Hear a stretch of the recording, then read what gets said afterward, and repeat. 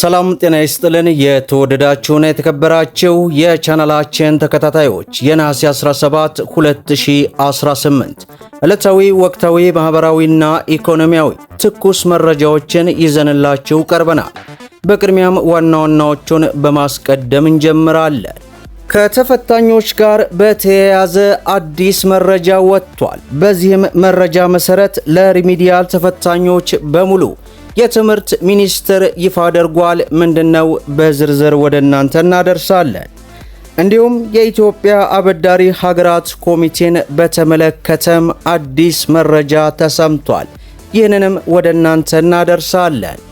በሌላው መረጃችን ከቤት ክራይ ዋጋ ጋር በተያያዘ እጅግ በጣም አነጋጋሪ የሆነ መረጃ ወጥቷል። በዚህም የቤት ክራይ ዋጋ አሳሳቢ ሆኗል። ህዝቡ ለቆ እየወጣ ስለመሆኑ ይፋ ሆኗል። ከምን ጋር ተያይዞ ነው? መፍትሄውስ ምንድነው? ይህንና መሰል መረጃዎችን ወደ እናንተ እናደርሳለን። ቪዲዮን ላይክ፣ ቻናሉን ሰብስክራይብ እያደረጋችሁ እስከ መጨረሻው ድረስ ተከታተሉ። በቅድሚያም ከቤት ክራይ ዋጋ ጋር በተያያዘ አሳሳቢ መሆኑ ተገልጿል። በዚህም ምክንያት ለቀው እየወጡ ስለመሆኑ አነጋጋሪ የሆነ መረጃ ወጣ።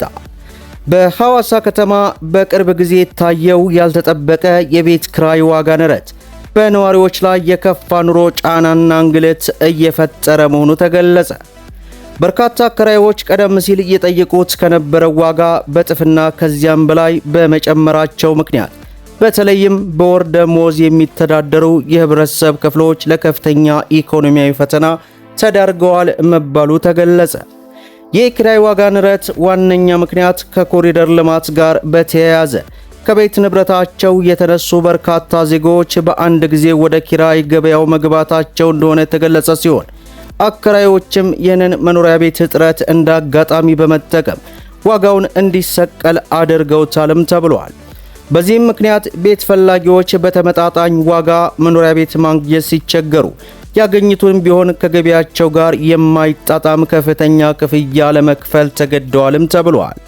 ከዚሁ ከልማት ተነሾች ጋር ተያይዞ መንግስት በተለይ ከመንግስት ቤት ለሚነሱ ነዋሪዎች ቀድሞ ምትክና ማረፊያ አዘጋጅቶ ማስነሳት ሲገባው በቂ ዝግጅት ሳያደርግ ሰዎችን ከቤት በማስወጣቱ ለተጨማሪ እንግልት ዳርጓቸዋልም ተብሏል።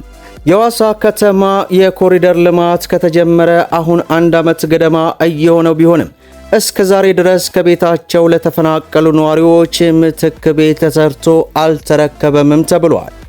በተጨማሪም ምትክ ማቅረብ በማይቻልበት ሁኔታ ለቤት ክራይ የሚከፈለው ክፍያ የወቅቱን የገበያ ሁኔታ ግንዛቤ ውስጥ ያላስገባ ነው መባሉም ተገልጿል። ለአነስተኛ ቤተሰብ በሐዋሳ የሚከፈለው የቤት ክራይ ድጎማ በወር ከ4000 እስከ 7000 ብር ቢሆንም በወቅቱ የኪራይ ገበያ ጋር በፍጹም የማይመጣጠን እንደሆነ ተገልጿል። በአንጻሩ እንደ ይርጋለም ባሉ አቅራቢያ ከተሞች ለተነሱ ከ10,000 በላይ ክፍያ እየተፈጸመ መቆየት መቻሉን በሐዋሳ ያለው ክፍተት አጉልቶ አሳይቷልም ተብሏል። በመሆኑም ነዋሪዎቹ የሐዋሳ ከተማ አስተዳደርና የሚመለከታቸው የመንግስት አካላት በጉዳዩ ላይ በአስቸኳይ ጣልቃ እንዲገቡም ተጠይቀዋል። ችግሩ የግል አከራይና ተከራይ ጉዳይ ብቻ ሳይሆን አጠቃላይ የኑሮ ውድነትን የሚያባብስ በመሆኑ በአዲስ አበባ ከተማ ተተግብሮ እንደነበረው ሁሉ አከራይና ተከራይን በህጋዊ ውል የሚያስተዳድርና ያልተገባ የዋጋ ጭማሪን የሚያስቀር ህጋዊ አሰራር ማዕቀፍ በሐዋሳም እንዲዘረጋ ጥሪያችንን እናቀርባለን ማለቱን ሰለዳ በዚህ ሰዓት አስነብቦናል። በሌላው መረጃችን ከኢትዮጵያ አበዳሪ ሀገራት ኮሚቴ ጋር በተያያዘ አዲስ መረጃ ተሰማ። የኢትዮጵያ አበዳሪ ሀገራት ኮሚቴ የኢትዮጵያ መንግስትና $1 ቢሊዮን ቦንድ ያዥ ዓለም አቀፍ ኢንቨስተሮች የቦንዱን አከፋፈል እንደገና ለማዋቀር ባለፈው ሰኔ ወር በመርህ ደረጃ የደረሱበት ስምምነት ጸደቀ። ኮሚቴው ስምምነቱ ሁሉም አበዳሪዎች በኩል መታየት አለባቸው ከሚለው የቡድን 20 ማዕቀፍ መርህ ጋር የተጣጣመ መሆኑንም ተገልጿል። የአበዳሪ ሀገራት ኮሚቴ ስምምነቱ ማጽደቁ ኢትዮጵያ ስምምነቱን ተግባራዊ ማድረግ እንደምትጀምርም ያስችላልም ተብሏል። ሆኖም ስምምነቱ ከቦንድ ያዥ ጋር በተያያዘ ያለውን ሁኔታ ወደፊት በገበያ የሚወሰን ወለድ ከኢትዮጵያ የ1 ቢሊዮን ዶላር ቦንድ እንዲገዙ መፈቀዱ ቦንዱ ያዦች አበዳሪ ሀገራት በተለየ እንዲጠቀሙ ሊደረግ ይችላል የሚል ስጋት እንዳለው ኮሚቴው መግለጹን በዚህ ሰዓት ዘገባው አስነብቦናል። በሌላው መረጃችን ከትምህርት ሚኒስቴር በኩል አዲስ መረጃ ተሰማ። የትምህርት ሚኒስቴር የ2018 የ12ኛ ክፍል ብሔራዊ ፈተና ውጤትን በተመለከተ ዛሬ ይፋ ማድረጉ ተገለጸ።